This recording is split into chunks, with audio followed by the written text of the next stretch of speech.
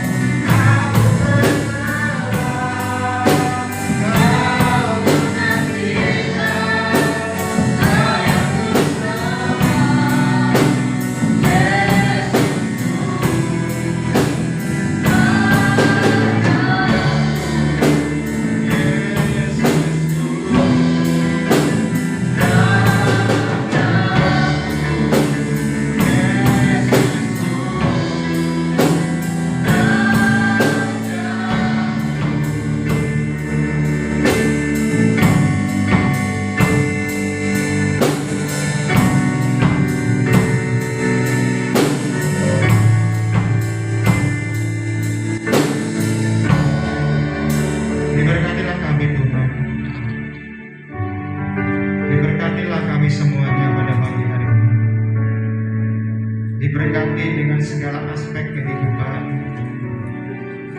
baik secara jasmani maupun secara rohani. Biarlah kami menjadi orang-orang yang diberkati oleh Tuhan dalam segala hal, agar kami boleh selalu mengucap syukur di dalam Tuhan, dalam kondisi apapun, selalu menyatakan setiap ucapan syukur kami dengan permohonan doa. Urapi kami semuanya Tuhan, kuduskan kami semuanya, agar ketika kami mendengar firman-Mu, kami boleh menjadi pribadi yang diubahkan oleh Tuhan. Kami menjadi pribadi yang dipulihkan oleh Tuhan. Manusia lama kami sudah kami tanggalkan, dan kami sekarang mengenakan manusia baru yang datangnya daripada Tuhan saja. Urapi hamba-Mu yang akan memperkatakan firman-Mu, dan biarlah hamba-Mu secara khusus diurapi oleh Tuhan, agar hamba-Mu boleh berkata-kata sesuai dengan apa yang Tuhan ingin hamba-Mu sampaikan. Demi nama Tuhan Yesus Kristus, kami sambut kebenaran firman Tuhan. Yang sudah siap mendengarkan firman Tuhan, mari kita katakan bersama-sama, amin. Selamat pagi Bapak Ibu Saudara, Shalom. Shalom. Semuanya diberkati oleh Tuhan. Ingat ya, kalau saya sedang bertanya, berkat itu bukan uang saja, ya, kesehatan dan lain sebagainya yang hari ini saudara rasakan, itu semua juga berkat Tuhan. Bapak Ibu Saudara, pada pagi hari ini itu minggu terakhir di bulan Maret. Tak terasa bahwa bulan depan kita akan sudah merayakan Jumat Agung dan Hari Paskah. Bulan yang akan datang kembali, kita akan merayakan kenaikan Tuhan Yesus dan hari Pentakosta. Saya berharap saudara sebagai orang percaya terus meminta kekuatan daripada Tuhan. Ya. Sekali lagi saya sampaikan kepada Bapak Ibu Saudara, tidak lama lagi kita akan memperingati hari kematian Tuhan Yesus pada Jumat Agung dan juga hari Paskah. Jadi 2 minggu yang akan datang akan ada ibadah Jumat Agung. Dan yang paling penting ya, dari semuanya itu, mari kita persiapkan hati kita untuk mengenang kembali korban Kristus di atas kayu salib. Ingat ya, saya dan saudara hari ini boleh percaya kepada Tuhan itu karena korban salib Yesus. Yang percaya katakan amin. Tanpa pengorbanan salib Tuhan Yesus, saya dan saudara adalah orang-orang yang tidak bisa diselamatkan. Tanpa pengorbanan Tuhan Yesus, saya dan saudara tidak akan memperoleh kehidupan yang kekal. Tanpa pengorbanan Tuhan Yesus, kita tidak mungkin ada bersama-sama di pagi hari ini. Bisa berjumpa dari berbagai latar belakang, dari berbagai suku, dari berbagai bahasa, dari berbagai banyak sifat dan karakter. Tanpa pengorbanan Tuhan Yesus, kita tidak ada bersama-sama di tempat ini. Karena pengorbanan daripada Tuhan Yesus di atas kayu salib 2000 tahun yang lalu, saya dan saudara dipertemukan di dalam pertemuan yang indah yang hari ini kita bisa rasakan bersama-sama dan pasti akan diberkati oleh Tuhan. Nah, pagi hari ini Bapak Ibu Saudara, pagi hari ini saya akan menyampaikan firman Tuhan dengan judul mengasihi orang yang mengecewakan. Ingat ya, bulan besok, bulan April itu subtemanya itu kesehatan batin. Ya, kita sedang sakit semuanya. Saya masih perhatikan, saudara masih ada sakit-sakit, saya juga masih ada sakit-sakit. Ya, apakah benar-benar sakit batin atau sakit benar-benar bukan sakit batin? Nah, bulan depan kita akan berbicara tentang kesehatan batin. Dan hari ini kita akan menyelesaikan life is journey, yaitu kehidupan adalah sebuah perjalanan. Untuk bisa melewati fase kesehatan batin, saudara harus bisa mengasihi orang yang mengecewakan. Tanpa saudara bisa mengasihi orang yang bisa mengecewakan saudara, saudara masih sakit. Saudara masih menyimpan kepahitan. saudara masih menyimpan dendam, benci, amarah, ya. Karena apa? Kesehatan batin itu melingkupi hal yang ini saya akan sampaikan, ya, untuk nanti kita maju step by step di minggu pertama yang nanti akan disampaikan oleh Bapak Randi, ya. Saya kemarin sudah sampaikan dan saya meminta minggu pertama untuk beliau sampaikan. Kita akan baca dalam Yohanes 13 ayat 4 sampai yang ke-7 yang berbunyi demikian. Lalu bangunlah Yesus dan menanggalkan jubahnya. Ia mengambil sehelai kain lenan dan mengikatkannya pada pinggangnya. Kemudian ia menuangkan air ke dalam sebuah basi dan mulai membasuh kaki murid-muridnya, lalu menyekanya dengan kain yang terikat pada pinggangnya itu. Maka sampailah ia kepada Simon Petrus. Kata Petrus kepadanya, Tuhan, engkau hendak membasuh kakiku? Jawab Yesus kepadanya, apa yang kuperbuat engkau tidak tahu sekarang, tetapi engkau akan mengertinya kelak. Bapak Ibu sidang jemaat Tuhan, peristiwa ini terjadi sebelum Yesus ditangkap dan kemudian disalibkan. Kejadian ayat ini, ya, sebelum Tuhan Yesus ditangkap dan hendak disalibkan. Ada perjamuan malam yang terakhir antara Yesus dan para murid-muridnya. Ini perjamuan terakhir, detik-detik menjelang Yesus akan disalibkan, detik-detik terakhir Yesus akan ditangkap, dan peristiwa yang sangat penting ini harus kita pelajari sehingga hari ini kita akan mendapatkan berkat dari makna kebenaran firman Tuhan yang pada pagi hari ini saya hendak ingin sampaikan kepada Bapak Ibu Saudara semuanya. Kita tahu bahwa sebagai orang Kristen, ya, sebagai orang Kristen, saya dan saudara adalah orang Kristen. Hukum yang terutama adalah mengasihi Tuhan dan sesama.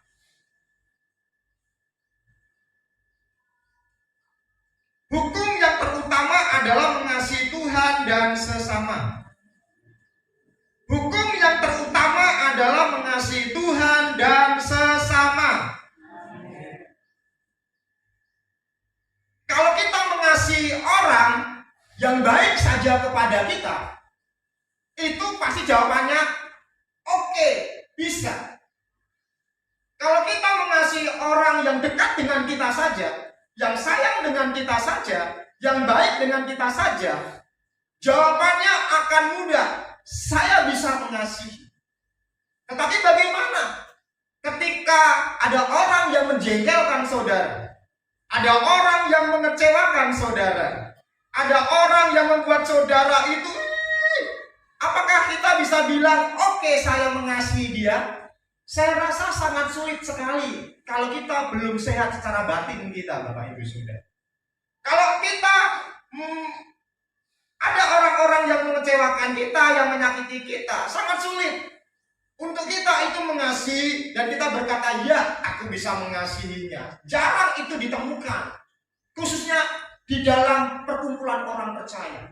Saya mau katakan, orang percaya itu jauh lebih keras dibandingkan orang yang belum percaya kepada Tuhan. Saya sudah survei semuanya, Bapak Ibu Saudara. Tetapi saya yakin di perkumpulan kita pada pagi hari ini, saudara adalah orang-orang yang lemah lembut, yang mau mengasihi satu dengan yang lainnya. Setuju katakan amin? Ya. Nah, Alkitab tadi berkata bahwa pada perjamuan terakhir itu Yesus membasuh kaki murid-muridnya. Pertanyaan penting yang saya mau tanyakan kepada saudara. Kenapa murid-murid tidak melakukan itu kepada Yesus? Pertanyaan paling penting yang saudara bisa jawab.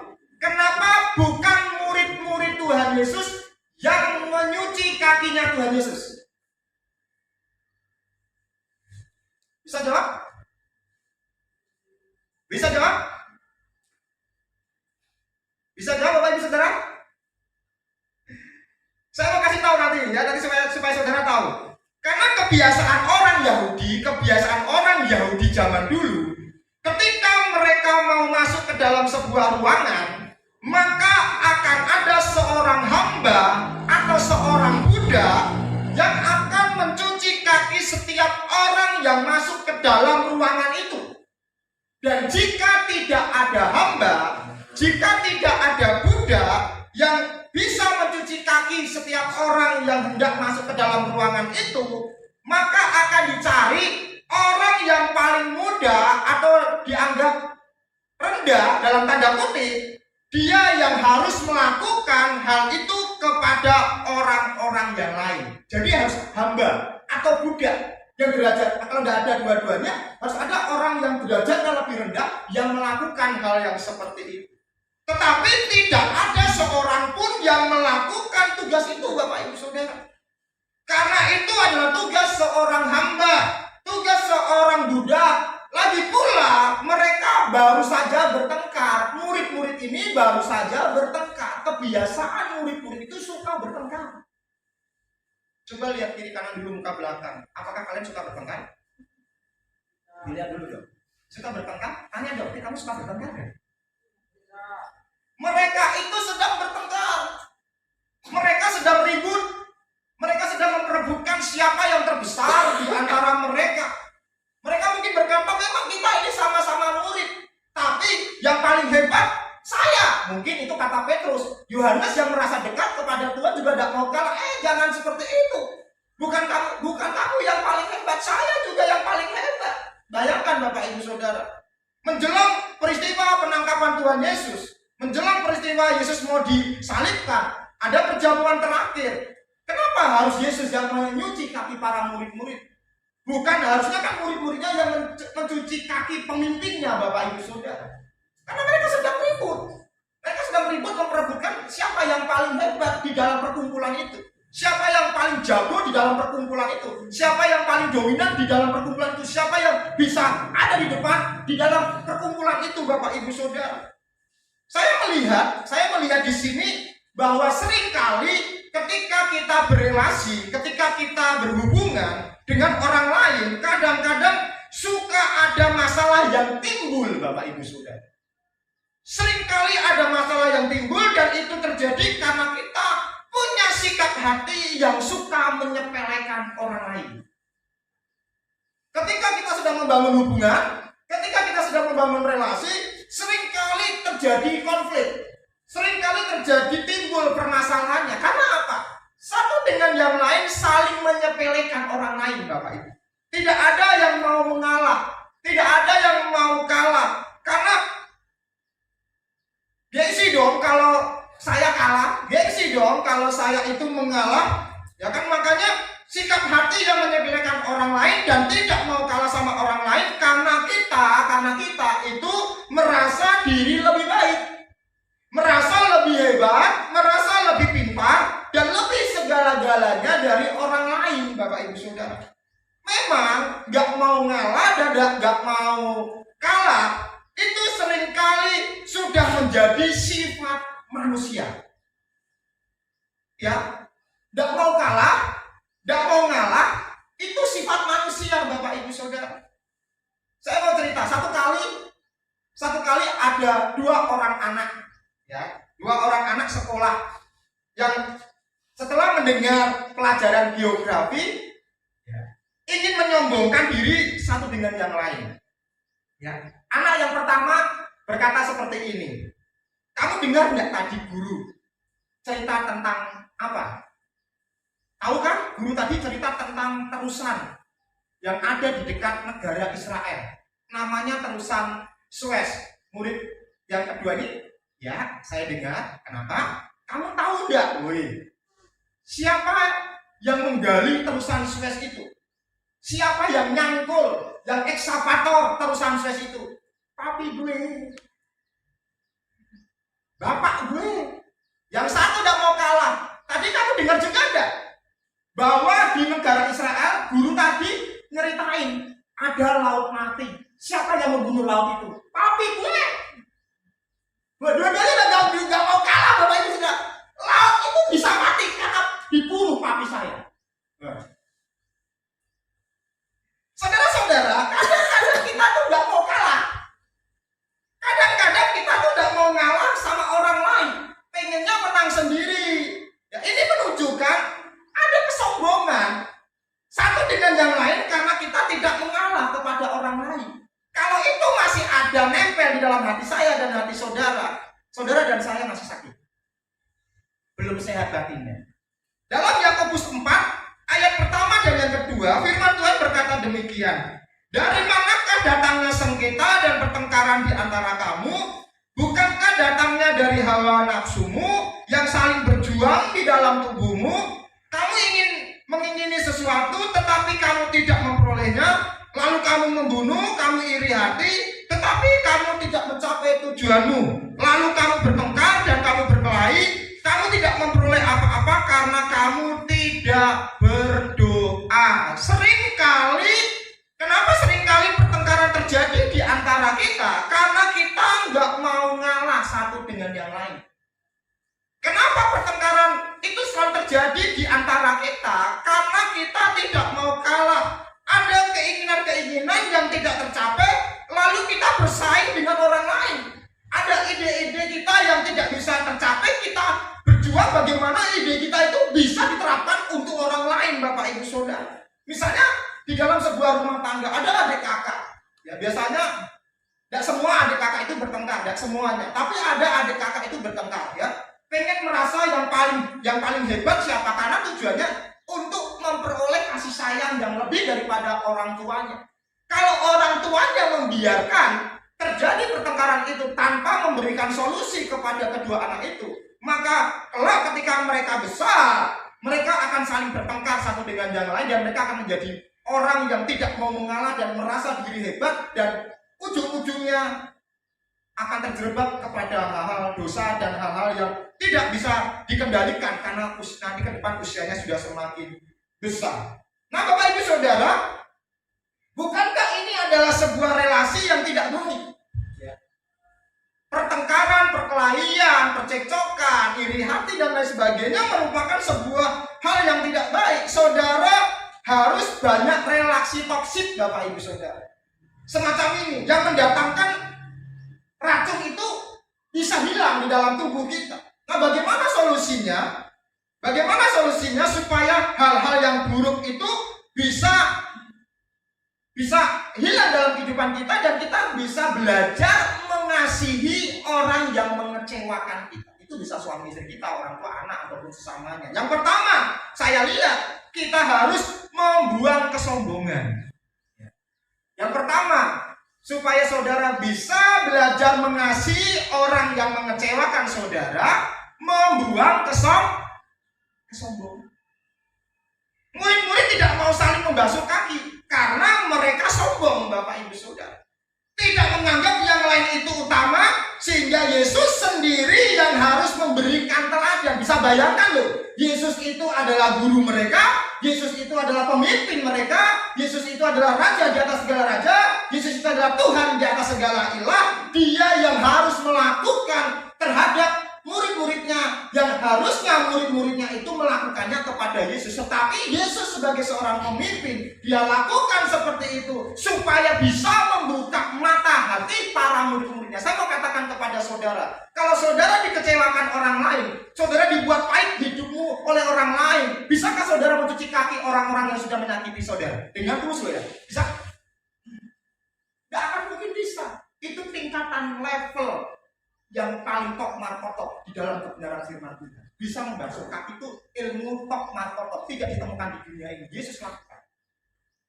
Kalau engkau bisa lakukan seperti itu dengan tulus hati, terus kedepannya orang itu melukai hatimu, dia bukan urusannya bukan dengan saudara, tetapi urusannya langsung dengan Tuhan. Karena kita sudah belajar rendah hati dengan mencuci kaki mereka.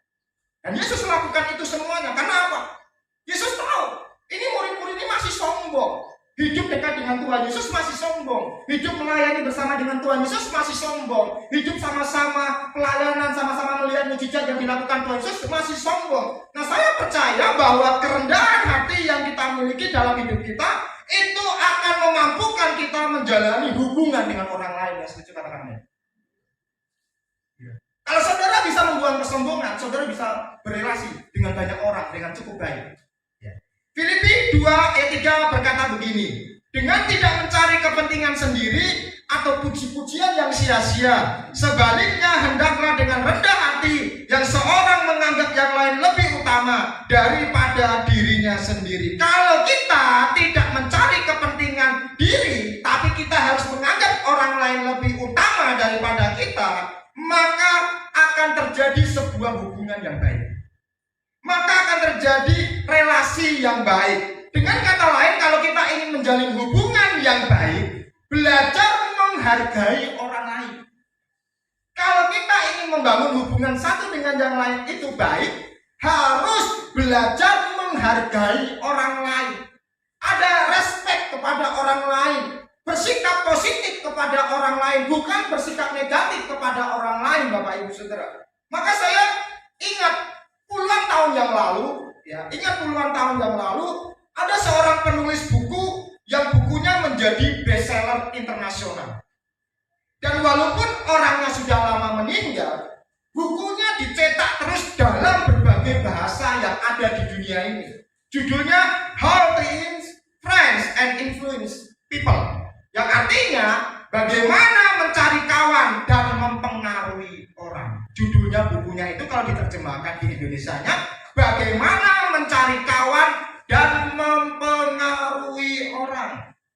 Penulisnya adalah Dale Carnegie. Ya. Penulisnya adalah Dale Carnegie. Dan dia memberikan kepada kita dalam buku itu 7 petunjuk bagaimana kita bisa menjalani hubungan yang baik dengan orang lain. Ada 7 petunjuk yang diberikan oleh Dale Carnegie buat kita supaya kita itu bisa menjadi orang yang bisa mengasihi yang mengecewakan kita. Ini yang pertama. Kalau saudara ingin membangun hubungan, saudara ingin menjadi pribadi yang dimerdekakan sehat di dalam batin saudara, hal yang pertama 7 petunjuk menjalin hubungan yang baik. Yang pertama, jangan suka mengkritik. Saudara boleh beli bukunya atau di Google ada. Jangan suka mengkritik atau menjelekkan orang. Ini kalau saudara ingin membangun hubungan. Kalau saudara masih menjelekkan orang, masih suka mengkritik, saudara memang tidak mau berhubungan dengan orang itu. Ya. Karena tidak ada orang yang suka dijelekan, bukan? Saudara tidak mau dijelekan, kan? Tidak ada seorang pun di dunia ini yang mau dijelek-jelekan oleh orang lain. Tidak ada. Siapapun itu. Siapapun manusia yang ada di muka bumi ini, tidak ada yang ingin dijelekan oleh orang lain. Sehingga, apa yang harus kita lakukan? Kita harus belajar yang baik dengan orang lain, ya, supaya kita belajar untuk tidak menjelekkan orang lain atau tidak suka mengkritik orang lain tanpa solusi, tanpa hal-hal yang positif tentunya. Yang kedua, kita harus memberikan pujian dan apresiasi yang tulus. Minggu kemarin saya sudah sampaikan. Lihatlah kelebihan-kelebihan orang itu. Lihatlah kelebihan-kelebihan pada pasangan saudara, pada teman saudara, pada orang-orang di sekitar saudara, juga kepada pemimpin saudara. Walaupun itu tampaknya sederhana, tapi belajar memuji dengan tulus karena semua orang ingin dihargai. Semua orang ingin dihargai. Jadi jangan pernah kita tidak memberikan pujian ya kepada pemimpin saudara, kepada teman saudara, kepada pasangan saudara. Kita harus memberikan pujian dong. Pasti mereka punya kelebihan. Pasti di balik semua kelemahan yang mereka miliki, mereka punya keberhasilan juga. Berikan dong pujian. Jangan melihat kekurangan saja. Jangan melihat negatifnya saja. Kalau saudara sesama pasangan hidup saling melihat negatifnya saja, maka tidak akan terjadi hubungan yang harmonis. Orang tua dengan anak, kalau saling mencari kesalahan orang tua dengan anak, tidak akan terjadi hubungan yang harmonis di dalam rumah tangga tersebut. Di dalam bergereja saja, kalau di antara saudara saling mencari kesalahan dan itu tidak mencari kekurangan saja, saudara tidak akan pernah melihat kelebihan daripada orang yang saudara bicarakan. Makanya manusia itu selalu cari kesalahan, cari luka-luka yang sudah lama diingat-ingat lagi. Padahal luka-luka itu sebetulnya juga tidak 100% dilakukan oleh orang yang kita omongin itu, Bapak Ibu Saudara. Nah ini makanya tadi dikatakan kita harus memberikan pujian dan apresiasi yang tulus. Dan yang ketiga, jadilah pendengar yang baik di saat orang lain bercerita. Dengarkan kalau ada orang lain itu bercerita, jangan dipotong dengan kalimat seperti maaf ya Pak ya, maaf ya, saya potong sebentar. Itu sebetulnya tidak boleh, Bapak Ibu Saudara. Padahal lawan bicara kita sedang ngomongin hal-hal yang serius, yang fundamental, yang prinsipil. Terus kita potong dengan kata maaf ya Pak ya, saya potong sebentar Pak. Sebetulnya itu kita tidak pernah menghargai orang lain. Dengarkan dulu orang itu bercerita sampai selesai, baru kita tanya, sudah Pak, boleh saya bisa bicara? Nah seperti itu. Jadilah pendengar baik di saat orang lain itu bercerita. Jangan suka hanya didengarkan saja. Kita tidak boleh egois. Orang lain harus mendengarkan kita, tidak boleh. Kita juga harus belajar mendengarkan orang lain itu ngomong, Bapak Ibu Saudara. Tapi kita juga harus belajar mendengarkan orang lain juga dengan baik. Kalau ada orang yang mendengarkan kisah cerita dari teman-temannya, maka bisa kita lihat orang itu akan senang karena kita menjadi pendengar. Walaupun mungkin kita bosan dan ngomongin itu saja, masa lalu saja, persoalan yang lalu saja. Kita coba dengar saja, walaupun berkali-kali orang itu ngomongnya sama saja, tidak pernah berubah. Yesus saja pakai ilmu Yesus saja tidak pernah berubah, Pak. Itu Yesus memang tidak berubah, tetapi kita harus berubah. Kita itu yang harus berubah. Yesus tidak perlu berubah. Yesus itu Tuhan kok, Allah kok. Yang kita berubah itu harus kita. Yang selanjutnya, kita harus belajar menghargai orang lain. Ini yang harus kita galakan. Kita harus bumikan terus, menghargai orang lain, membuat dirinya merasa penting. Ingat ya, satu dengan yang lain itu penting. Saudara itu penting buat saya dan saya penting buat saudara. Yang setuju katakan amin. Penting, tidak ada yang orang yang tidak penting. Semuanya pribadi kita itu orang-orang penting semuanya. Jadi kita harus menghargai. Kita harus menghargai karena kita sama-sama penting. Makanya salah satu hal yang baik yang diajarkan oleh Dale Carnegie adalah belajar mengingat nama orang walaupun ini tidak mudah. Pertanyaannya, saudara tahu nama asli jemaat semuanya di sini aslinya? Tahu? Kecuali yang masih bujang loh ya, dia tidak akan dipanggil nama anaknya. Aslinya tahu? Bapak Esther namanya siapa? Bapak Esther namanya siapa? Ya istrinya tahu, kalau istrinya sampai tidak tahu kita terlaluan. Siapa? Harus ingat tuh nama-namanya. Salah satunya tuh harus bisa mengingat nama-nama orang yang ada di sekeliling kita. Translator Indra. Betul Pak ya? Yang selanjutnya, jangan suka berdebat atau berargumentasi panjang. Ingat rumus ini ya, Bapak Ibu, ingat rumus ini. Menang debat bisa hilang kawan. Menang debat bisa hilang kawan. Walaupun mungkin engkau menang debat, engkau menguasai jalannya pembicaraan itu, engkau menang sendiri, tapi engkau akan bisa kehilangan kawan, Bapak Ibu. Kita bisa mengungkapkan pandangan kita bisa mengungkapkan pandangan kita, ide kita. Bahkan kita mungkin tidak setuju dengan pandangan orang lain, tapi bukan terus berdebat, bukan terus berargumentasi, mencari-cari kesalahan, berargumentasi panjang, dan apalagi suka mengingat dan membuka luka lama dan atau kejadian pahit yang sudah lama berlalu. Ini sering kali saya temukan. Yang suruh dibicarakan dulu, apa tidak ada yang lain kok? Dulu itu sampah, Bapak Ibu. Dulu itu sampah, tidak usah diingat-ingat lagi. Kalau lawan bicaramu ini menang sendiri, siapa yang melakukan? Siapa yang mengerjakan itu? Kalau kita bisa berbantah-bantah akan jadi panjang. Tapi ya biarlah, kalau ada orang-orang di sekitar saudara ngomongin masa lalu terus, dengarkan saja. Hal-hal yang negatif, dengarkan keluar aja, dengarkan keluar saja. Tapi kalau hal itu positif untuk masa yang akan datang, kita dengarkan dan kita olah di dalam hati dan kita kerjakan bersama-sama. Jangan setuju katakan amin. Jadi kalau kita berbeda paham dengan orang lain, kalau saudara berbeda pandang dengan orang lain, ini yang keenam caranya. Sampaikan pandangan kita dengan sopan. Tapi hargai pendapat orang lain. Kita bisa berbeda pendapat, tapi perbedaan itu jangan sampai membuat permusuhan di antara kita. Yang setuju katakan amin. Amin. Yang ketujuh, yang disarankan oleh Dale Carnegie adalah jika salah, akuilah cepat-cepat kesalahan kita dan minta maaf. Jangan dipendam lama, bertahun-tahun baru datang minta maaf. Contohnya di sini tidak ada. Itu di negara antar berantah luar sana ada. Jangan merasa paling benar dan terus menyalahkan orang lain. Tidak boleh seperti itu. Kalau itu terjadi, saudara tidak sehat, gereja ini tidak akan tumbuh. Karena selalu mendengarkan orang lain. Itu loh Pak, ini contoh. Gembala itu seperti ini, karena orang itu seperti ini, gembala itu seperti ini. Selalu gembala, selalu pemimpin jadi pojokkan terus. Nah, bagaimana dengan umat Tuhan? Ketika pemimpin mendengar orang luar, Pak, jemaat-jemaat yang Bapak lain ini kok seperti ini ya Pak? Pro kontra seperti ini. Dan satu-satunya tidak usah dengarkan omongan orang lain. Dengarkan saja firman Tuhan, amin. Dengarkan saja firman Tuhan, jangan omongan orang lain. Orang lain lah pengen kita ini berantakan, orang lain pengen kita ini hancur, orang lain tuh pengen kita tidak boleh maju, orang lain tuh pengen kita tidak boleh sukses. Orang lain itu Bapak Ibu Saudara. Karena orang yang ngomongin negatif pasti orang itu belum sehat rohaninya. Tetapi kalau orang itu membicarakan dengan positif, dengan firman Tuhan, berarti orang itu sudah sehat rohaninya. Amin. Jadi dengarkan orang yang sudah sehat, jangan dengarkan orang yang sakit, Pak. Kita akan menjadi orang sakit. Sebab orang yang sombong tidak akan pernah minta maaf.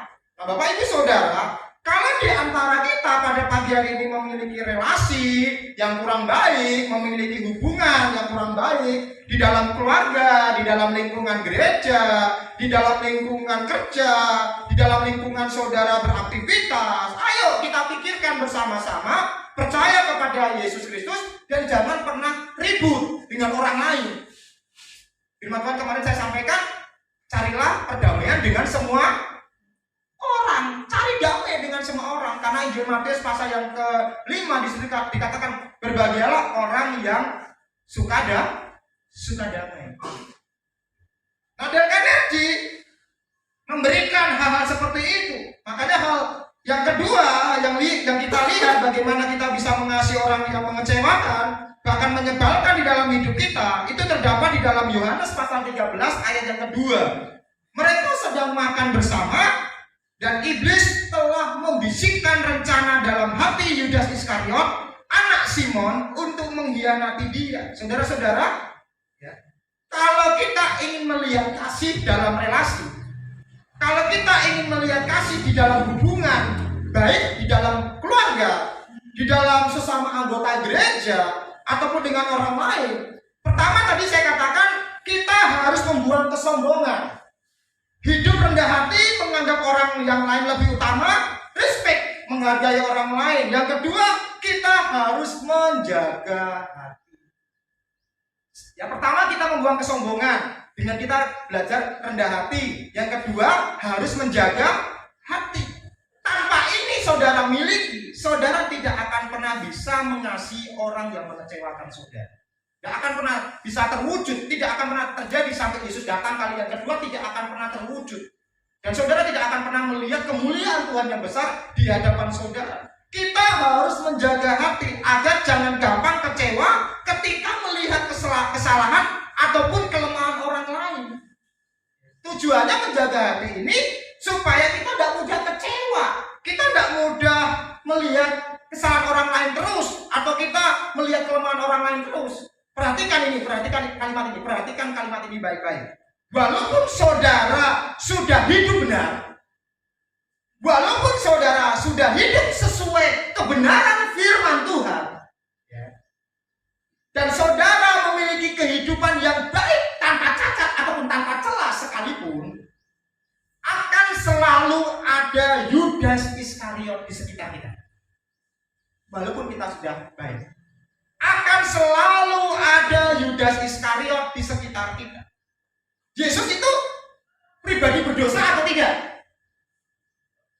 Yesus itu pribadi yang tidak berdosa. Yesus itu yang punya surga dan bumi.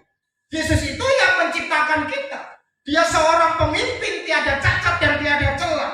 Dia seorang pribadi yang luar biasa. Tetapi lihat, walaupun Yesus baik, ada Yudas. Jadi ingat ya saudara ya, sebaik apapun saudara, pasti ada Yudas Iskariot di sekeliling saudara. Baik di dalam keluarga, di dalam bergereja, maupun di dalam lingkungan pekerjaan saudara, ataupun di lingkungan bermasyarakat, selalu ada Yudas Iskariot. Jadi jangan terlalu kaget, jangan terlalu kita tuh hidup kembali ke masa yang lalu. Ingat, harus bisa menjaga hati supaya saudara dijagai hati saudara dengan kebenaran firman Tuhan. Coba saudara pikirkan baik-baik. Yudas Iskariot itu kan nobody, bukan siapa-siapa Bapak Ibu Saudara. Dia itu diangkat menjadi murid Tuhan Yesus. Yang mengangkat itu Tuhan Yesus sendiri. Namanya dikenang di sepanjang masa. Sampai hari ini kan dikenang kan? Yudas Iskariot siapa orang Kristen yang tidak kenal? Sampai hari ini selalu disebut kan? Di barusan saya juga menyebut lagi Yudas Iskariot dikenang sepanjang masa. Siapa yang membuat terkenal Yudas Iskariot? Yesus. Siapa yang mengajar Yudas Iskariot? Yesus. Siapa yang menjadikan Yudas Iskariot yang tidak bisa apa-apa bisa menjadi apa-apa? Yesus. Siapa yang memilih Yudas Iskariot? Yesus, Bapak Ibu Saudara. Karena masuk di dalam Alkitab dan istilahnya yang punya jasa atas kehebatan Yudas Iskariot itu adalah Tuhan Yesus. Bukan Yudas Iskariot yang membuat jasa kepada Tuhan Yesus, tetapi Yesuslah yang membuat jasa sehingga Yudas Iskariot bisa dikenal sepanjang masa. Bisa bayangkan ketika mujizat 5 roti 2 ikan mengenyangkan 5.000 orang. Karena siapa Bapak Ibu Saudara salah satunya? Yudas Iskariot, dia bendaharanya loh, bendaharanya Tuhan. Dikasih kepercayaan kepada Tuhan loh. Dijadikan pengurus oleh Tuhan. Bisa bayangkan, Yudas yang nobody, Yudas yang bukan siapa-siapa, Yudas yang tadinya tidak tahu dijadikan tahu, Yudas yang tadinya tidak pintar dijadikan pintar, Yudas yang tadinya tidak bisa mengelola uang dengan baik dijadikan bisa mengelola uang dengan baik. Terus dia mengelola ketika ada terjadi mujizat. Tapi apa yang terjadi? Yudas tidak berubah. Yudas tidak berubah. Ya, Yudas tidak berubah. Saudara-saudara, ini adalah pemampuan, bukan kemampuan, pemampuan Yesus untuk Yudas yang bukan siapa-siapa. Tapi apa balasannya kepada Yesus yang sangat baik dan mengasihi Yudas? Yudas menjual Yesus. Firman Tuhan ini memang dipersiapkan untuk 2 minggu yang akan datang. Kita sedang memperingati, ya, menjelang Jumat Agung. Makanya firman Tuhan ini saya sampaikan, mengingat kembali kepada kita supaya kita selalu menjaga hati, jangan sampai ada roh Yudas Iskariot ada di dalam hidup kita. Yudas menjual Yesus, harganya murah Bapak Ibu Saudara, 30 keping perak. Bisa bayangkan, Yesus dijual dengan harga 30 keping perak, murah banget Bapak Ibu Saudara. Menjual sebuah nilai kepercayaan dengan sesuatu yang fana seperti itu. Tapi bagaimana respon Yesus? Apakah Yesus membalas kebencian? Enggak. Walaupun Yesus tahu Yudas akan mengkhianatinya, walaupun Yesus tahu Yudas itu akan menjualnya, tetapi Yesus selalu mengasihi Yudas. Amin. Yesus selalu mengasihi Yudas. Dia tidak membenci dan lain sebagainya. Dan sebetulnya Tuhan itu selalu memberi pengampunan. Ingat ya, siapapun yang berdosa datang kepada Yesus, minta ampun kepada Yesus, Yesus pasti ampuni. Sampai detik hari ini. Ketika saya atau saudara berbuat dosa, berbuat salah, saudara datang kepada Tuhan minta ampun, hari itu juga ketika kita minta ampun, detik itu juga Tuhan akan ampuni engkau. Tapi ingat, buat dari dosa yang saudara dan saya perbuat, pasti ada pertanggungjawabannya sendiri. Kalau soal pengampunan dosa, Tuhan akan ampuni. Tetapi untuk perbuatan kita, siapa yang menanggung, dia akan menuai. Itu sudah hukum firman Tuhan. Tapi Tuhan akan mengampuni kita. Nah, saya percaya kalau Yudas bertobat dan minta ampun kepada Tuhan Yesus, kira-kira diampuni enggak? Diampuni dong. Sedangkan Petrus yang menyangkal Yesus 3 kali, minta ampun, diampuni enggak? Ketika Petrus minta ampun kepada Tuhan, sudah tidak mengakui Tuhan, sudah menyangkal Tuhan 3 kali, sudah tidak respect kepada Tuhan 3 kali. Ketika Petrus meminta ampun kepada Tuhan, Tuhan langsung ampuni loh Bapak Ibu Saudara. Dan ketika Tuhan langsung ampuni, diberikan kepercayaan kembali. Gembalakanlah domba-dombamu. Hebat Tuhan Yesus. Sudah salah, dikasih kepercayaan lagi. Gembalakanlah domba-dombamu. Coba kalau Yudas itu minta maaf, dia akan terus dikasih kepercayaan menjadi bendaharanya Tuhan, dan Tuhan akan lupakan itu apa yang dia lakukan. Tetapi Yudas tidak minta ampun seperti Petrus. Makanya saya percaya orang yang menghujat Roh Kudus adalah orang yang hatinya sudah begitu keras sehingga dia tidak pernah minta ampun kepada Tuhan Yesus. Dosa yang tidak diampuni adalah dosa yang tidak pernah diakui. Perhatikan baik-baik. Dosa yang tidak bisa diampuni adalah dosa yang tidak pernah diakui. Kalau saudara berbuat salah, saudara berbuat dosa, saudara tidak mengakui, dosa seperti itu tidak diampuni oleh Tuhan. Karena itu bahasa firman-Nya itu menghujat Roh Kudus. Jadi kalau kita berbuat salah, kita berbuat dosa, cepat-cepat minta ampun dan cepat-cepat minta maaf kepada orang yang sudah kita buat salah ini. Cepat-cepat, jangan gengsi-gengsi lagi. Karena kalau hal itu terjadi, engkau sedang menjaga hatimu. Karena dari dalam hatimu akan terpancar kehidupan dan masa depan yang akan Tuhan berikan kepada saudara. Bapak Ibu Saudara, jadi kita harus sadar, walaupun saudara begitu baik sama orang lain, bisa saja ada Yudas di dalam hidup saudara. Walaupun saudara rajin ke gereja, tetap ada Yudas di dalam kehidupan saudara. Misalnya, Saudara menyekolahkan anak-anak dari pedalaman sana di bawah, disekolahin kan, dari mulai TK sampai nanti perguruan tinggi. Ya, contoh 10 orang saja lah, saudara sekolahin dari pedalaman sana. Terus mereka besar, tumbuh, mereka menjadi orang sukses. Tidak semuanya itu akan kembali kepada saudara mengucapkan terima kasih. Tidak semuanya itu akan datang kepada saudara dan memberikan apresiasi kepada saudara, terima kasih untuk diucapkannya. Dan ketika hal itu terjadi, saudara tidak boleh sakit hati. Bahkan mungkin anak-anak yang saudara sekolahkan itu akan menjelek-jelekan saudara. Wah, tinggal sama si A itu udah enak. Tinggal lagi pada orang lain coaching, tinggal sama orang itu udah enak. Bahkan akan menjelek-jelekan saudara, padahal saudara sudah kasih makan, sudah memberikan biaya pendidikan, sampai akhirnya mereka sudah bisa sekolah, bisa tidur nyaman, bisa makan enak. Tapi mereka tidak tahu berterima kasih dan menjelek-jelekan saudara. Nah, saudara kalau mengalami hal seperti itu, apa yang saudara lakukan? Mengampuni atau membalasnya? Mengampuni dong. Mengampuni seperti Yesus mengampuni, mengasihi, mengasihi orang yang sudah mengecewakan kita. Karena kita lihat selain ada figur Yudas, ada figur Yesus. Jangan lihat figur Yudas yang tidak baik. Ingat ya, kalau kita menghadapi persoalan, kalau kita menghadapi tantangan, jangan lihat figur Yudasnya, tetapi kita lihat figur Yesus yang mengampuni, Yesus yang mengubahkan. Jangan lihat figur Yudas. Aduh, sebel dia kalau lihat orang itu kayak Yudas. Salah. Kalau saudara lihat ya, orang yang mengecewakan saudara itu ada di sekeliling saudara, atau saudara lihatnya selalu orang itu. Berarti saudara bertumbuh kepada Yudas Iskariot. Saudara tidak akan pernah bertumbuh. Saudara harus lihat pribadi Yesus, jangan lihat pribadi Yudas. Kalau saudara lihat pribadi Yesus, saudara akan bertumbuh di dalam kasih karunia yang ada di dalam kehidupan kita. Contoh kemarin saya sampaikan, Yusuf. Siapa yang tidak kenal Yusuf? Saya selalu ingatkan loh ini loh. Setiap minggu itu saya selalu katakan Yusuf. Dia anak baik-baik, tidak pernah berbuat salah. Dia punya mimpi, dan mimpinya itu datangnya daripada Tuhan. Terus dia ngomong, kakak-kakakku, saudara-saudaraku, ya, di dalam mimpi itu ada benih gandum. Saya tuh yang paling tinggi, yang kecil-kecil itu, yang rendah-rendah itu saudara-saudaranya sujud menyembah kepada bulir gandum yang tinggi seperti itu. Abang-abangnya marah, merasa dilecehkan. Kamu ini anak kemarin sore kurang ajar ya, dalam mimpimu itu tidak baik, masa kita menyembah engkau. Tetapi buktinya ketika dia dijual dia tidak sakit hati, ketika dia dimasukkan penjara dia tidak sakit hati, ketika dia difitnah tidak sakit hati, dan ketika dia menjadi penguasa orang hebat, banyak uangnya.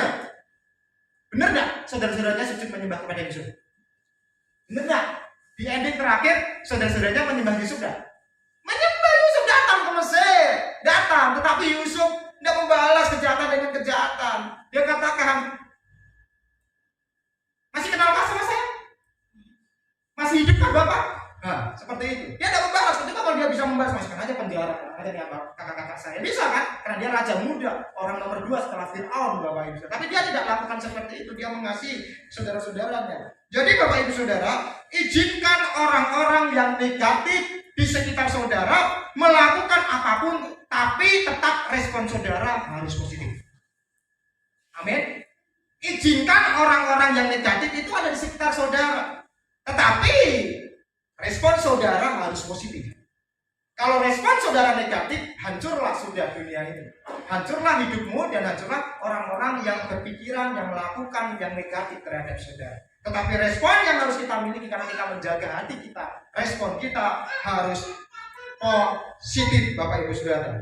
Saudara-saudara, belajar menjaga hati, Alkitab berkata, jagalah hatimu dengan segala kewaspadaan, karena dari situlah terpancar kehidupan. Di dunia ini akan selalu ada orang-orang yang menyebalkan.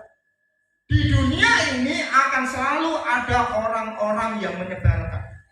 Di dunia ini pasti selalu ada orang-orang yang mengecewakan. Di dunia ini pasti selalu ada orang-orang yang menyakitkan. Tetapi responnya tergantung saudara, mau positif ataupun mau negatif.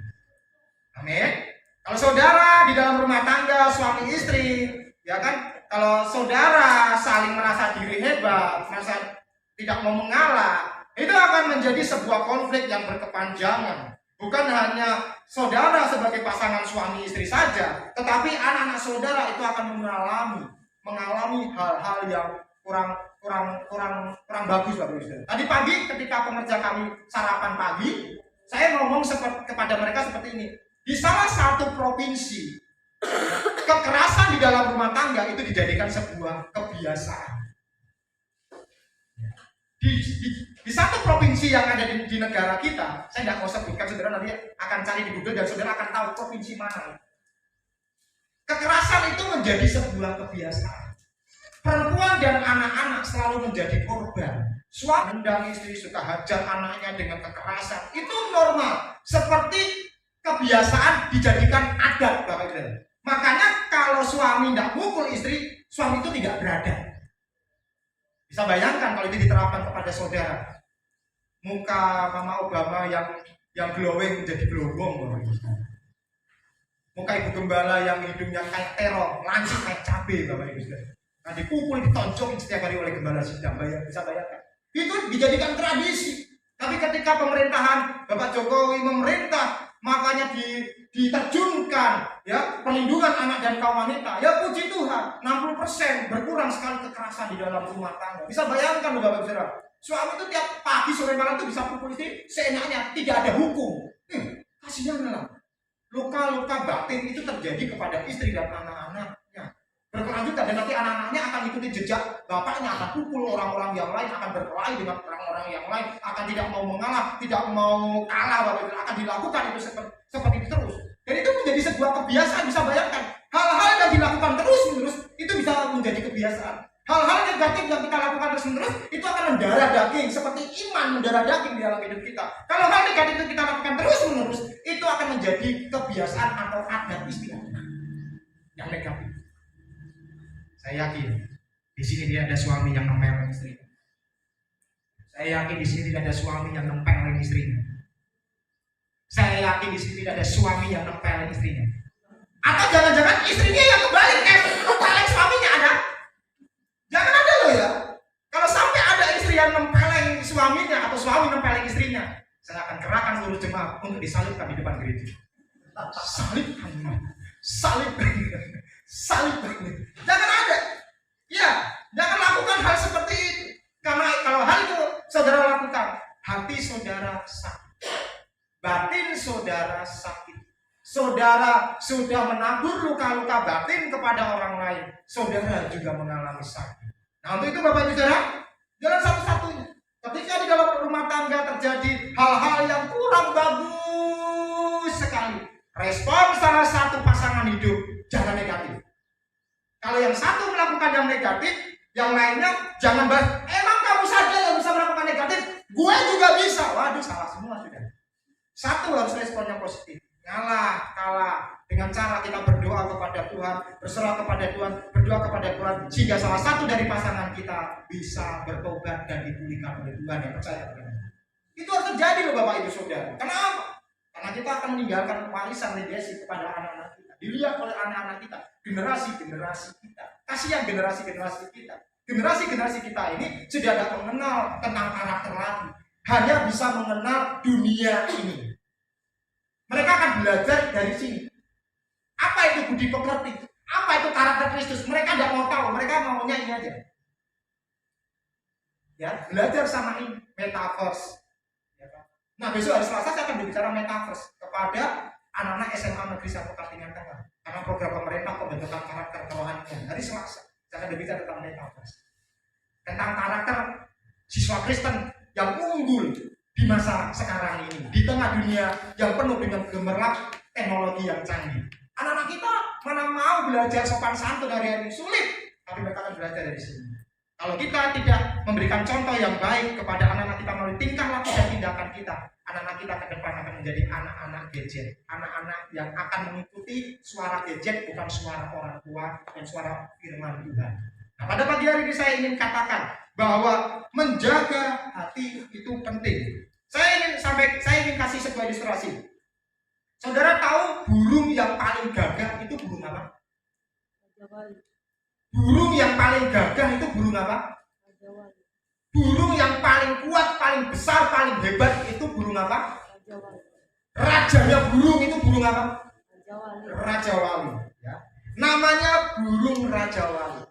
Tapi satu-satunya burung yang berani di dekat bagian sayap Raja Wali dan kadang mematuk Raja Wali, berkuak-kuak kepada Raja Wali, hanya ada satu burung, namanya burung gagak. Ketika burung Raja Wali membentangkan sayapnya, ini semua burung tidak berani, hanya burung gagak yang berani ada di sekitar sayapnya burung Raja Wali. Dia kadang-kadang mengatur itu burung Raja Wali. Kadang-kadang ya, tapi Raja Wali itu tahu enggak kalau di atas punggungnya, di atas sayapnya itu ada burung gagak? Tahu enggak? Tahu enggak Bapak Ibu Saudara? Suaranya sudah jelek, kau. Ya. Tapi Raja Wali tahu, ya, dia diam saja, dia tidak gubris intimidasi suara negatif dari burung gagak. Mungkin ketika terbang itu burung gagak, burung apa kamu tidak akan pernah bisa, kamu tuh jelek, kata burung-burung yang lain itu kamu burung yang sombong, kata burung-burung yang lain itu kan tuh burung egois, kamu tidak bisa berbaur dengan burung-burung yang lain, kamu dikatakan burung yang suka menyendiri. Wah, burung gagak selalu mengintimidasi. Tapi Raja Wali tahu, dia levelnya adalah rajanya burung. Levelnya dia bukan burung gagak. Ya kan? Ingat, ketika ada orang-orang yang mengecewakan saudara, ketika ada orang-orang yang negatif kepada saudara, ingat, lakukan seperti burung Raja Wali. Rentangkan sayapnya, terbang naik ke atas, semakin atas. Burung gagak akan jatuh dengan sendirinya. Karena burung gagak tidak akan pernah bisa ada di ketinggian dengan udara gravitasi yang berbeda dengan di bawahnya Bapak Ibu. Akan jatuh sendiri, burung gagak akan jatuh sendiri. Rentangkan saja, diam saja, terbang saja. Karena level saudara adalah level anak kerajaan surga, bukan level anak kerajaan iblis. Amin. Level saudara adalah anak kerajaan surga. Diam saja, terbang saja. Mau ngomongin apa kek, mau negatif tentang apa kek, saya rentangkan saya saja, naik terbang tinggi. Bila perlu di atas gelombang angin yang besar di sana. Gagak yang suka berkau akan jatuh dengan sendiri, tanpa usah disenggol dengan saya. Dia akan jatuh, dia tidak akan bisa terbang tinggi sampai ke ketinggian yang lebih tinggi. Makanya yang terakhir, yang ketiga, bagaimana caranya agar kita bisa mengasihi orang yang mengecewakan? Yang pertama tadi, membuang kesombongan. Yang kedua, kita harus menjaga hati. Dan yang ketiga, kita harus melakukan hal yang baik. Dan yang ketiga, kita harus melakukan hal yang baik. Kita harus melakukan hal yang baik. Dalam Yohanes tadi ayat 4-5, ketika tidak ada yang saling membasuh kaki, Yesus menanggalkan jubahnya dan kemudian mengambil kain dan kemudian dia mencuci kaki para murid dengan air yang ada. Bapak Ibu Saudara, Yesus tetap melakukannya dengan baik. Dia rela melayani murid-muridnya. Dia memiliki kerendahan hati. Dia itu pemimpin, masa membasuh orang-orang yang dipilihnya sendiri. Tapi dia lakukan seperti itu supaya memberikan pembelajaran kepada para murid-muridnya, supaya jangan sombong, supaya memiliki dan menjaga hati dan selalu melakukan hal yang baik. Jangan pernah berebutan. Wah, makanya Amsal 27 ayat 6 berkata demikian. Seorang kawan memukul dengan maksud baik, tetapi seorang lawan mencium secara berlimpah-limpah. Tahu maksudnya ayat ini? Seorang kawan akan memukul dengan maksud baik, akan menghajar, akan menegur, akan mendidik walaupun dengan keras, tapi pukulannya itu dengan maksud baik. Tetapi seorang lawan, walaupun dia baik secara mencium secara berlimpah-limpah, tetapi ujung-ujungnya akan mencelakai temannya, akan mencelakai orang-orang di sekelilingnya. Ini Amsal katakan, seorang kawan sejati bisa memukul tapi tujuannya baik. Tapi seorang yang seperti firman Tuhan ini, yang bisa nyanjung, bisa ini, padahal dia ini merugikan kehidupan orang tersebut. Ya kan? Makanya orang kalau lihat secara sepintas, maka kita tidak akan tahu karakter seseorang. Saya akan mengakhiri firman Tuhan ini dengan sebuah konsep, Bapak Ibu Saudara. Sebuah konsep. Di dunia ada 3 konsep hidup. Ya. Pertama konsep hidup iblis, yang kedua konsep hidup manusia, dan yang ketiga konsep hidup Allah. Konsep hidup iblis itu balas yang baik dengan yang jahat, air susu dibalas air tuba. Itu iblis, itu setan saudara. Itu konsep iblis, ya, balas yang baik dengan yang jahat. Konsep hidup manusia, balas yang baik dengan yang baik, balas yang jahat dengan yang jahat. Itu konsep hidup manusia. Jadi kalau saudara masih pakai konsep hidup iblis, konsep hidup manusia, saudara tidak akan pernah bisa sehat dan saudara tidak akan pernah bisa mengampuni orang yang mengecewakan saudara. Tetapi kalau saudara memakai konsep hidup Allah, ya, jangan kamu kalah terhadap kejahatan, tetapi kalah karena kejahatan dengan kebaikan, kata firman Tuhan. Jika seterumu lapar, kasih makan. Jika seterumu haus, kasih minum, itu kata firman Tuhan. Dengan demikian engkau sedang menumpuk bara api di atas kepalanya. Ini sebuah istilah yang ada di dalam kebenaran firman Tuhan. Bukan berarti kita taruh bara beneran di kepala orang yang mengecewakan kita. Enggak, itu cuma istilah di dalam firman Tuhan. Artinya dengan demikian orang itu akan sadar, orang itu akan menyesal, ya, kamu tak buat jahat kok selalu baik kepada saya, kamu tak sakitin terus kok selalu berbuat baik kepada saya, kamu tak tusuk-tusuk terus dari belakang, kamu selalu mengasihi saya. Dengan demikian orang itu bisa sadar. Bagaimana kalau orang tidak sadar? Ya, urusannya bukan dengan kita, urusannya dengan Tuhan. Ada perkataan Ibu Teresa berkata seperti ini. Ibu Teresa berkata seperti ini, Bapak Ibu Saudara. Jangan biarkan setiap orang yang datang kepada saudara pergi tanpa merasa lebih baik dan lebih bahagia. Jadilah ungkapan hidup dari kebaikan Tuhan. Kebaikan dalam wajah Anda, kebaikan dalam mata Anda, kebaikan dalam senyum Anda. Ibu Teresa berkata seperti ini. Jangan sampai ketika ada orang datang kepadamu tidak merasa bahagia, justru malah shock, justru malah kayak menjadi batu sandungan. Karena apa? Ya itu, selalu ngomongin bukan masa depan, ngomongin yang lalu-lalu. Itu membuka luka lama. Dan orang setelah pembicaraan itu orang itu tidak akan bahagia. Orang yang diajak ngomong itu tidak akan bahagia, akan menjadi gelisah, akan menjadi susah. Orang ini kok pikirannya seperti itu terus. Tidak boleh. Ibu Teresa katakan, kalau ada orang datang kepadamu, dia ketika meninggalkan engkau harus punya rasa bahagia. Amin. Amin. Orang itu meninggalkan engkau itu dengan damai sejahtera. Amin. Makanya lewat apa? Bisa lewat kehidupan kita, kebaikan kita, wajah kita, mata kita, dan senyum kita. Selanjutnya ada Ibu Teresa juga berkata seperti ini. Jika Anda sering menilai orang lain, jika Anda sering membicarakan orang lain, jika Anda suka menjelek-jelekan orang lain, kapan saudara punya waktu untuk mengasihi dan mencintai mereka? Setuju dengan perkataan ini? Setuju dengan perkataan ini? Jika istrimu melukaimu, jika suamimu melukai dan engkau terus membicarakan kesalahan istri, kesalahan suami, kesalahan teman-temanmu, kesalahan anak-anakmu, kapan waktu saudara akan mengasihi istrimu? Kapan saudara yang mengasihi suamimu? Kapan saudara mengasihi anak-anakmu? Kapan? Tidak ada waktu lagi. Karena waktumu dihabiskan hanya untuk menilai orang lain. Stop itu. Stop mulai hari ini, stop. Tidak ada di tempat ini. Ya, setuju katakan amin. Stop supaya saudara hidupnya diberkati oleh Tuhan. Terakhir, Ibu Teresa mengatakan seperti ini. Ada lagi nak, Ibu Teresa?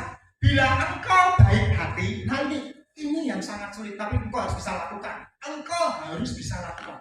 Bila engkau baik hati, bisa saja orang lain menuduhmu punya pamrih. Tapi bagaimanapun berbaik hatilah. Bila engkau jujur, mungkin saja orang lain akan menipumu. Tapi bagaimanapun berbuatlah jujur. Kebaikan yang engkau lakukan hari ini mungkin saja besok sudah dilupakan oleh orang. Tapi bagaimanapun berbuat baiklah. Bagaimanapun berikan yang terbaik dari dirimu.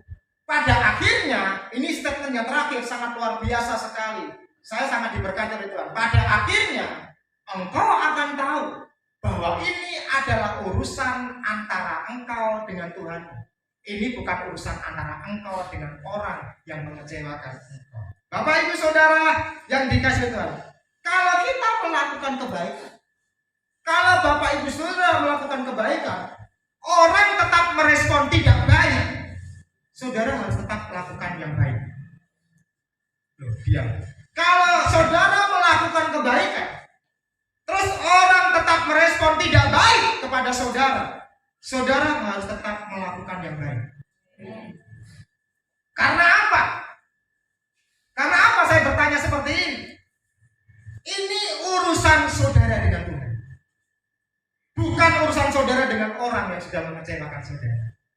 Tuhan mau supaya saudara dan saya punya karakter yang unggul, seperti karakter Yesus yang mau membasuh kaki para murid-muridnya. Padahal Yesus itu bukan budak. Yesus itu bukan hamba. Yesus itu derajatnya lebih tinggi daripada kita. Yesus itu pemimpin, tapi dia lakukan kepada orang yang rendah, yaitu murid-muridnya. Dilakukan dengan kerendahan hati. Milikilah karakter yang unggul seperti Yesus. Menjadi serupa dengan Yesus. Dan itu terjadi ketika kita belajar mengasihi orang yang menyebalkan, orang-orang yang mengecewakan kita. Dan saya percaya kalau kita bergantung dengan Roh Kudus, kita akan tetap menabur hal-hal yang baik di dalam kondisi yang tidak baik. Ingat, sesama saudara seiman harus saling mengasihi. Mulai hari ini sampai Yesus datang kali kedua. Setuju? Ingat ya, biasanya orang yang mengkritik itu hanya tong kosong berbunyi nyaring. Tapi kalau orang yang mengkritik dengan memberikan solusi membangun bersama-sama dan dia ada di garis depan juga, itu harus dilakukan oleh saudara. Kritik yang membangun. Tapi kalau kritik menjatuhkan, dibuang jauh-jauh dalam otak dan dalam hati kita. Kalau hal itu terjadi, saudara tidak akan bisa mengecewakan orang lain. Amin. Amin. Yesus memberkati saudara, dan kiranya apa yang dikatakan oleh Ibu Teresa, yang dikatakan oleh firman Tuhan, dikatakan oleh Tuhan Yesus untuk menggema di dalam hidup saudara. Mengasihi, harus belajar mengasihi orang yang mengecewakan, harus belajar mengasihi orang yang membuat saudara pahit, harus belajar. Dan urusannya bukan urusan saudara lagi dengan mereka, tapi urusan saudara dengan Tuhan. Terus, kalau saudara bisa menjaga hati, membuang kesombongan, dan melakukan hal yang baik, secara tidak langsung saudara sedang membasuh kaki setiap kita yang ada di tempat ini dan orang-orang yang di sekeliling kita. Bukan langsung membasuh seperti umumnya, seperti itu, tetapi dengan kerendahan hati, secara langsung kita sedang mengikis hati kita, mengikis supaya kita dibersihkan oleh Tuhan. Siap melakukan itu di masa-masa yang akan datang? Ingat ya, jangan cari kesalahan gembala lagi loh ya. Jangan cari-cari kesalahan jemaat lagi loh ya. Tidak boleh loh ya. Dikit-dikit gembala yang salah, dikit-dikit gembala yang salah, tidak boleh loh ya. Harus melihat dua pandang yang berbeda, angka 6 atau angka 9. Ingat loh ya, minggu kemarin ini angka 6 atau angka 9. Jangan sendiri-sendiri salahkan gembala. Jemaat keluar, gembala salah. Jemaat sakit hati, gembala salah. Atau yang terus jemaat yang salah atau gembala yang salah. Tidak boleh seperti itu. Interpretasi masing-masing. Bawa diri kita saja kepada Tuhan. Bawa diri kita saja kepada Tuhan. Fokus saja. Jangan berdebat angka 6 dengan angka 9. Jangan berdebat itu. Ya, angka 6 di sini angka 9, ribut, bertengkar dan lain sebagainya. Jangan melakukan itu semua, karena gereja kita sudah dipulihkan oleh orang lain. Ingat, gereja kita bukan karena orang lain, tapi karena firman Tuhan. Ya, karena kalau kita firman Tuhan, akan terjadi pemulihan di dalam rumah tangga GSJA Ambassador. Haleluya, haleluya. Terima kasih Tuhan. Terima kasih Tuhan Yesus, terima kasih. Terima kasih Tuhan Yesus Kristus, terima kasih. Terima kasih Tuhan, terima kasih, terima kasih. Terima kasih Tuhan, terima kasih, terima kasih. Terima kasih Tuhan, terima kasih, terima kasih. Terima kasih Tuhan, terima kasih. Terima kasih Tuhan. Terima kasih Tuhan. Terima kasih. Terima kasih Tuhan, terima kasih. Kami ingin sehat Tuhan. Kami ingin sehat bukan tubuh jasmani saja. Kami ingin sehat juga secara batin kerohanian kami. Agar kami benar-benar menjadi manusia baru, ciptaan baru di dalam Tuhan. Kami memang berbeda Tuhan. Kami menghargai perbedaan. Menghargai pendapat dan pandangan orang lain, karena kami adalah pribadi-pribadi yang sudah diubahkan oleh Tuhan. Terima kasih Tuhan, terima kasih Tuhan Yesus. Kau sungguh luar biasa di dalam kehidupan kami. Kau sungguh luar biasa di dalam kehidupan kami. Kami percaya mulai hari ini, setelah kami mendengarkan firman Tuhan, kami bisa belajar mengasihi orang yang sudah mengecewakan kami. Ketika kami sudah mendengar firman Tuhan, kami sudah bisa belajar mengasihi suami kami. Kami bisa belajar mengasihi istri kami. Kami bisa belajar mengasihi orang tua kami. Kami bisa belajar mengasihi anak-anak kami. Kami bisa belajar mengasihi saudara-saudara seiman yang ada di dalam gereja tempat kami beribadah saat ini. Kami bisa belajar mengasihi pemimpin kami. Kami bisa belajar mengasihi orang-orang yang menjengkelkan kami. Bila itu boleh kami lakukan dengan ketulusan hati kami, maka kami percaya urusan kami dengan Tuhan adalah urusan yang sudah selesai, dan kami dipersiapkan untuk menjadi penghuni-penghuni kerajaan surga. Biarlah pemulihan terjadi. Bila mana pemulihan terjadi, bila mana kami sehat batin kami Tuhan, maka Engkau akan pulihkan perekonomian kami semuanya. Engkau akan pulihkan kehidupan rumah tangga kami semuanya. Engkau akan pulihkan hubungan relasi berjemaat satu dengan yang lain di tempat ini. Engkau akan pulihkan semuanya Tuhan. Kami bukan sedang membicarakan masa lalu lagi, kejadian yang lalu-lalu yang sudah lewat, tetapi kami akan menatap masa depan yang penuh dengan harapan. Hal-hal yang baru, bukan hal-hal yang lama. Masa-masa yang akan datang, bukan masa-masa lalu Tuhan. Kami akan menatap ke depan, karena di depan ada Yesus yang siap menyambut kami, yang siap memeluk kami, yang siap mengasihi kami, yang siap untuk menopang kehidupan kami. Bila hari ini masih ada yang sakit rohaninya, Tuhan tolong sembuhkan. Bila mana hari ini masih ada yang terluka batinnya, Tuhan tolong sembuhkan. Bila mana hari ini masih ada yang sakit hati satu dengan yang lain, Tuhan pulihkan. Bila mana ada di antara kami yang satu dengan yang lain mengecewakan, Tuhan ampuni dan Tuhan pulihkan. Supaya gereja ini bukan kata orang lain, tetapi gereja ini oleh kata firman Tuhan terjadi di tempat ini.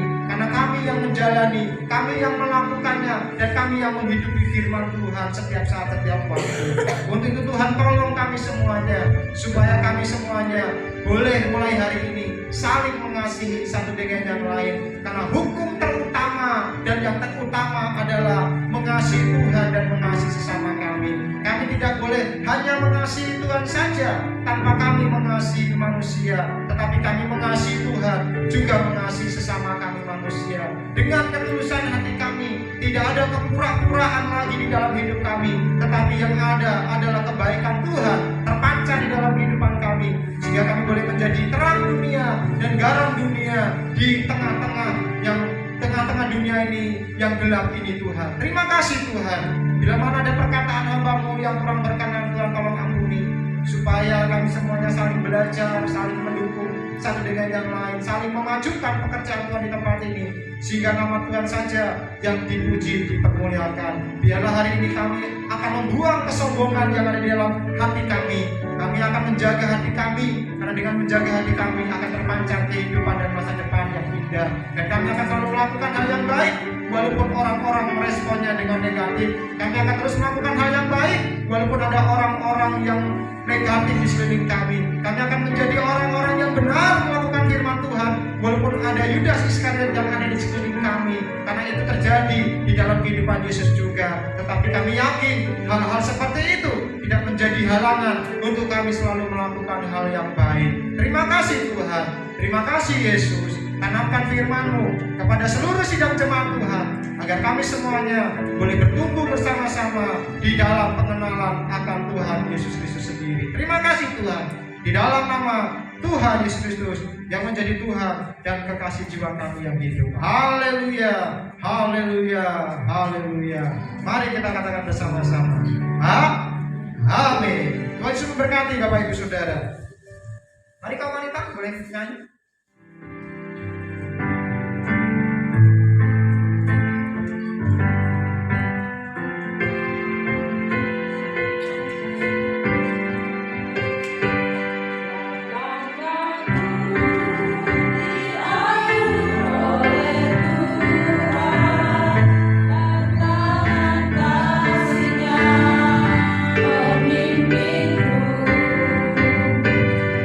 Kenapa